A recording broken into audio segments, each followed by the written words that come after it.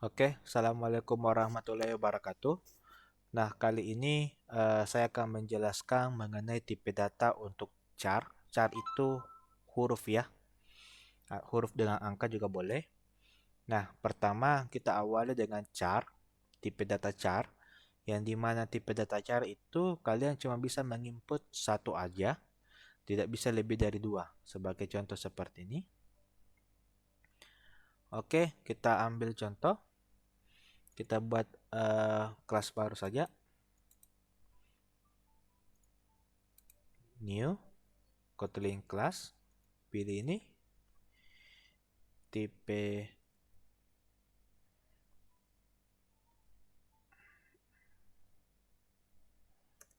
tipe data huruf, tipe data string saja. Kita buat fungsionalnya dulu, fungsional main. Nah, pertama kita mulai dari namanya fungsional untuk get char. Di char kalian pahami terhadap perintahnya, di mana dia itu cuma bisa satu saja. Sebagai contoh, variabel char 1, tipe data char, huruf besar, char, sama dengan titik 2. Oh ya, char di awal memiliki titik 1 saja, dan kalian bisa input. Kalau kita tadi menggunakan titik 2, ada terjadi error dan kita diminta berubah menjadi string, karena string mewakili titik 2, atau kita disuruh rubah untuk menjadi titik 1 saja, seperti ini. Nah, kalau kita tambahkan lebih, maka terjadi error. Jadi char cuma bisa menginput cuma satu. Nah, kenapa cuma satu? Biasanya tipe char ini digunakan kalau kita ingin membuat sebuah pilihan cuma satu kata. Contohnya itu ya dan no. Variabel char 2 tipe data char sama dengan no and. Nah, kalau kita panggil print line char 1 char 2, kita panggil sini get char dan kita run, maka hasilnya adalah yes dan no. Itulah fungsi pada char. Nah, berikutnya ada tipe boolean. Boolean itu cuma ada dua dan tidak boleh berubah. Itu adalah true dan false. Biasanya true dan false ini sebentar saya minum dulu.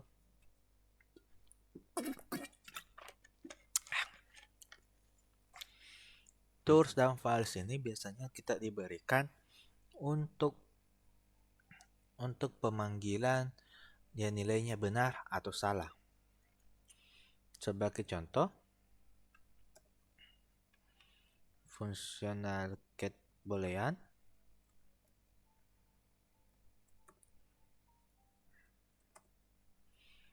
variabel pilihan 1, tipe datanya itu boolean. Di sini inputannya cuma 1, 2 itu false,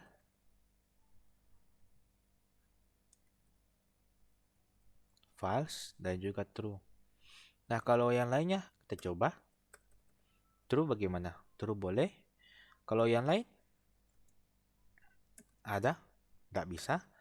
Pakai titik satu huruf tidak bisa, pakai dua titik tidak bisa. Boleh yang cuma dua, itu true dan false. Kalau digabung juga tidak bakalan bisa. Seperti ini akan terjadi error. Jadi cukup satu, true atau false. Kita duplikat saja. Untuk duplikat satu baris itu Ctrl D saja. Nah, kita rubah namanya di sini false, seperti ini. Nah, kalau kita panggil print line pilihan 1, duplikat pilihan 2.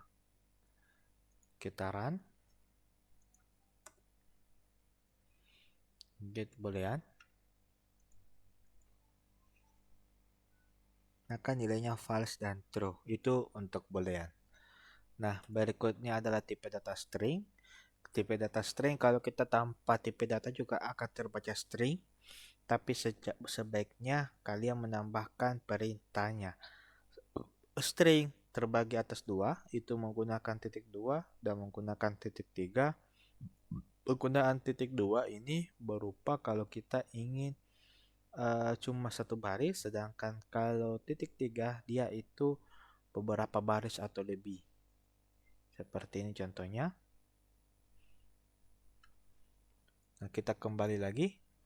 Contohnya di sini. Fungsional get string. Nah, pertama untuk yang standar, variabel, contoh saja nama, ID, titik 2,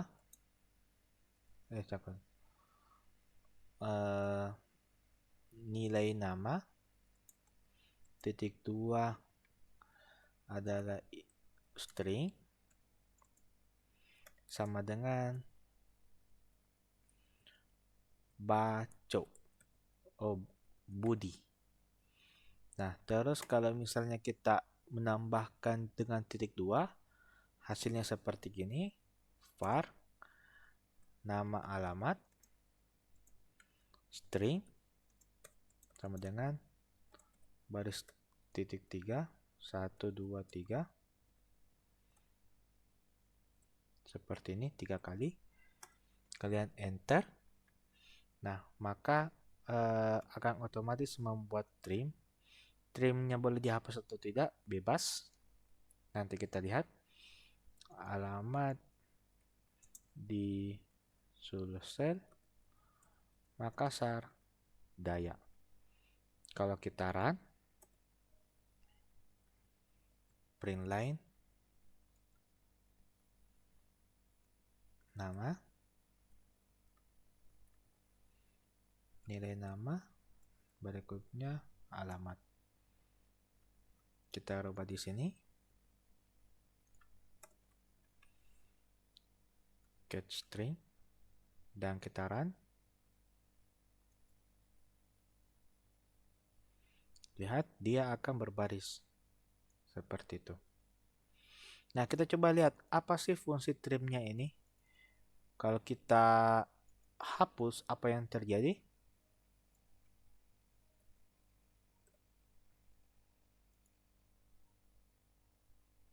Tetap masih bisa. Nah, sebenarnya kalau kalian perhatikan hasil sebelumnya dan juga sekarang, ini lebih ke tengah. Kenapa bisa?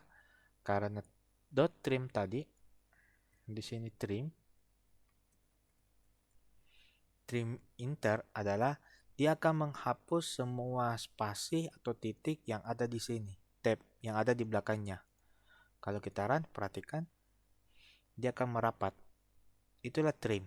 Fungsi dot trim itu karena kita pahami tab, spasi atau apapun, dia itu akan terbaca di sebuah pemrograman. Nah, fungsi trimnya adalah dia akan menghapus kata atau spasi atau tab sebelum kalimat muncul.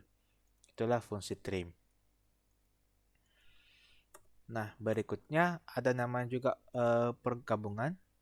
Menggabung tipe string menjadi satu. Bukan maksudnya menggabung dalam artian dipanggil dalam satu kali perintah print. Sebagai contoh, variabel nama depan. Kita pakai tipe data string. Namanya adalah Bagas.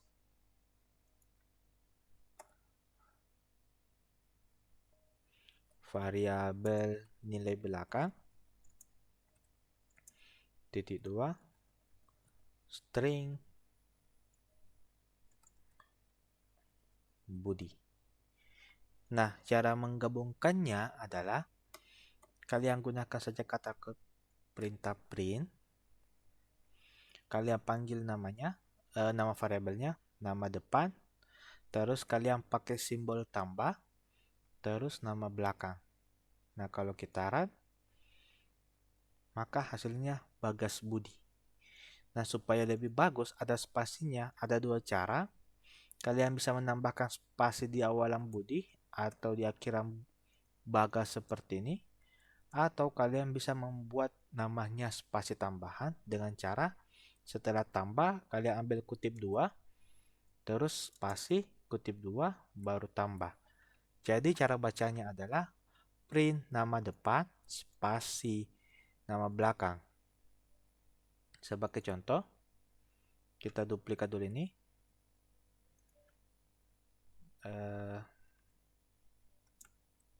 Tambah. Nah, kalau kita run,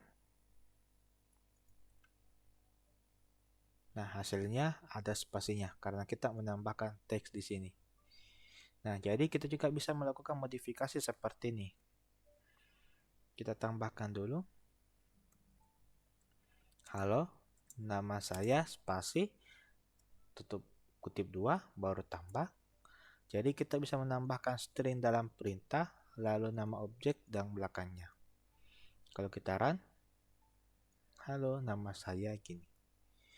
Atau kalian juga bisa menggunakan simbolnya